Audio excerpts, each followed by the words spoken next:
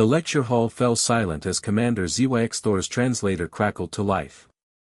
His crystalline exoskeleton refracted the overhead lights into dancing rainbows across the amphitheater walls. "Class," the Valerian instructor began, his voice carrying the weight of centuries, "today we discuss death worlds. Planets so hostile, so fundamentally opposed to life, that evolution itself becomes an arms race of survival."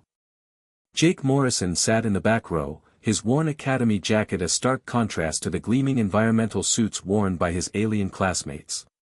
At 23, he was the only human in the Galactic Naval Academy's class of 2847, a statistical anomaly that had generated more paperwork than his commanding officers cared to admit. "Consider Class 12 Death Worlds," ZYX-Thor continued, projecting a holographic list. "Gravity exceeding 1.2 standard units.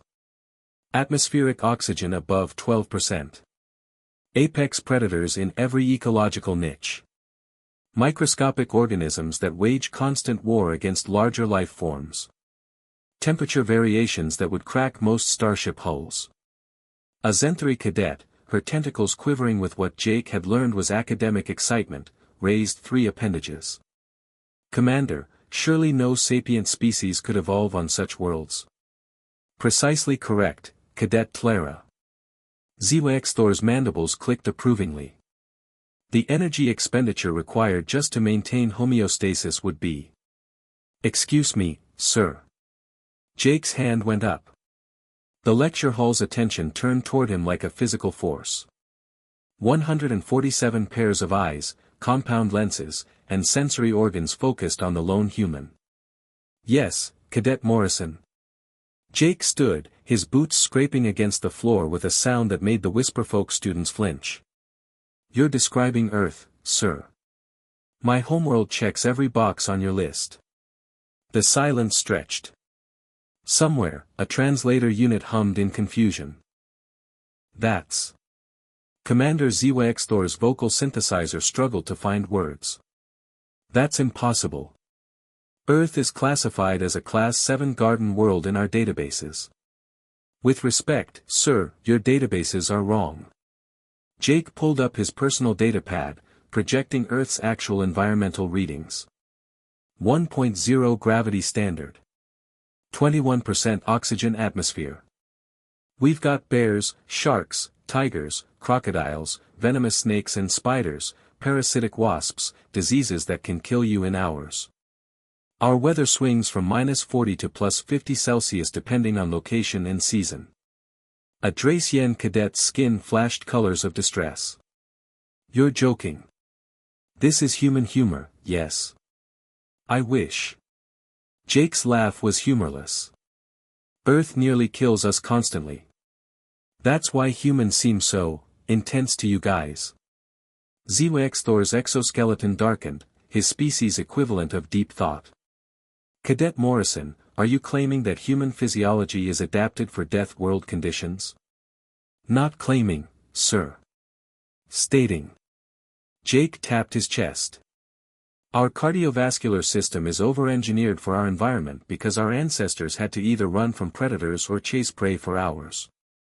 We sweat to cool ourselves because our atmosphere would cook us otherwise. Our immune system fights a constant war against billions of microorganisms. We literally evolved to throw things with enough force to kill at range because everything else was trying to eat us." Clara's tentacles had gone rigid. "But, your bone density. Your muscle structure. I saw you in the gymnasium lifting weights that would crush Zenthari physiology." "Normal for me," Jake shrugged. "Humans evolved to be endurance predators. We're not the fastest or the strongest, but we don't stop. Ever. That's how we survived Earth, by being more stubborn than everything trying to kill us." A murmur rippled through the class.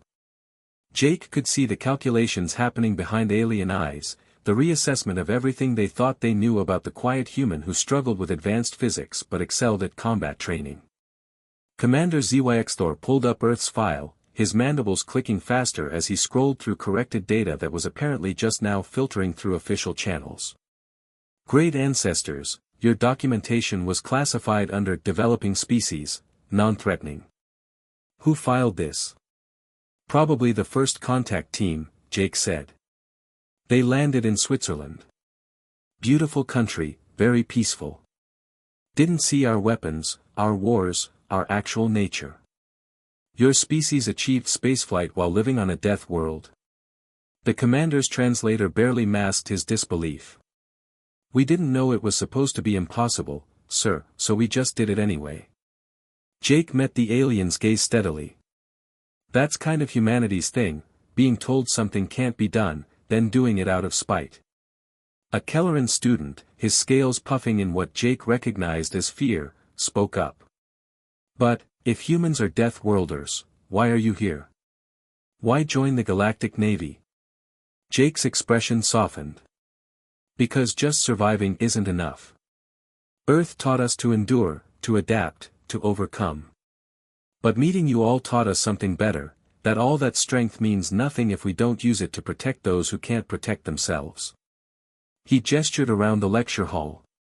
Every species here evolved in gentler conditions. You developed philosophy, art, mathematics while we were still figuring out which plants wouldn't kill us. You built civilizations based on cooperation while we were perfecting warfare. But now? Jake's smile was fierce and proud. Now we're here. And if something threatens the Federation, you've got a species of death world survivors who've been training their entire evolutionary history for exactly this kind of fight. Commander ZYX Thor studied the human for a long moment. Then, his translator carried something that might have been respect, class dismissed. Except you, Cadet Morrison. We need to rewrite the entire curriculum on death world species. Starting with properly classifying Earth. As the other students filed out, casting new glances at the human among them, Jake couldn't help but grin. They finally understood. Humans hadn't joined the Galactic Federation despite being from a death world. They'd joined because of it. And the galaxy would never be the same.